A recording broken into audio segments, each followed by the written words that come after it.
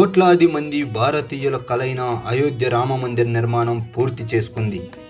అయోధ్యలో రామ్లల్లా ప్రాణ ప్రతిష్ఠ జరిగింది. ఈ నేపథ్యంలో అయోధ్య ఆలయాన్ని సర్వాంగ సుందరంగా ముస్తాబు చేశారు.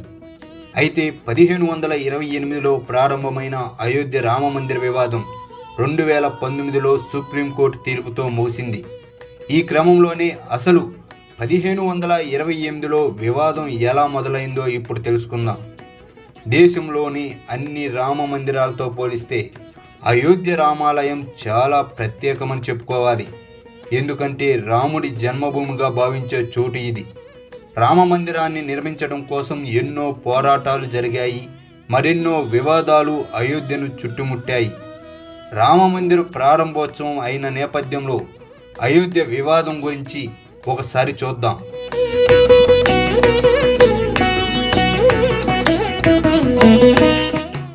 1528 రాముడి జన్మస్థలమని హిందువులు భావించే చోట మొఘల్ చక్రవర్తి బాబర్ ఆలయం కూల్చివేసి మసీదు నిర్మించారు. అయితే 1859 బ్రిటిషర్లు మసీదు లోపల భాగాన్ని ముస్లింలకు, బయట భాగాన్ని హిందువులకు కేటాయించారు. 1949 మసీదు లోపల రాముడి విగ్రహాలు బయటపడ్డాయి. 1990 చారిత్రాత్మక రథయాత్ర జరిగింది. అయితే 1992లో బాబ్రీ మసీదును కూల్చివేసిన కరసేవకులు 2019లో వివాదాస్పద స్థలంపై సుప్రీంకోర్టు తీర్పు వెలువరించింది.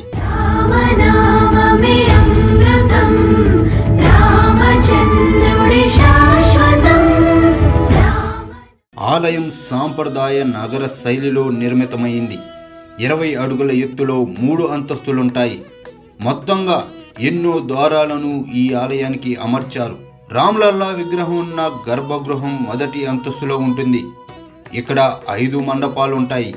అవి పూజ, నృత్య, కీర్తన, రంగసభలు ఏర్పాట్లకు ఈ 5 మండపాలు ఉంటాయి. రామ మందిరంలో ప్రతిష్ఠించిన బలరాముడి విగ్రహం ఎత్తు 51 అంగుళాలు. ఈ విగ్రహాన్ని కర్ణాటకలోని మైసూరుకు చెందిన అరుణ్ యోగిరాజు రూపొందించారు. ఆలయాన్ని 3 అంతస్తుల్లో నిర్మించారు. ప్రధాన ఆలయం చేరుకోవడానికి భక్తులు తూర్పు వైపు నుంచి 32 మెట్లు ఎక్కాలి. ఆలయంలోకి తూర్పు ద్వారం నుంచి ప్రవేశించి దక్షిణ ద్వారం గుండా బయటికి రావాల్సి ఉంటుంది. ఆలయాన్ని సాంప్రదాయ నగర శైలిలో నిర్మించారు. 380 అడుగుల పొడవు, 250 అడుగుల వెడల్పు, 161 అడుగుల ఎత్తు ఉంటుంది. ప్రతి అంతస్తు 20 అడుగుల ఎత్తు ఉంటుంది. మొత్తం 392 స్తంభాలు, 44 గేట్లు ఉన్నాయి.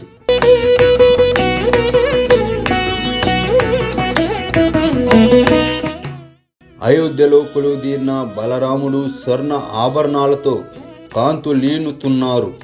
విగ్రహానికి అమర్చిన కిరీటం ప్రత్యేక ఆకర్షణగా నిలిచింది. దీని విలువ 11 కోట్లు. సూరత్కు చెందిన డైమండ్స్ వ్యాపారి ముఖేష్ పటేల్ రాములోరికి కానుగ్గా ఇచ్చారు. 6 కేజీల బరువున్న ఈ కిరీటాన్ని 4.5 కిలోల బంగారంతో పాటు వజ్రాలు, కెంపులు, ముత్యాలు, నీలమణులతో తయారు చేశారు. రామనామమే అమృతం, రామచంద్రుడి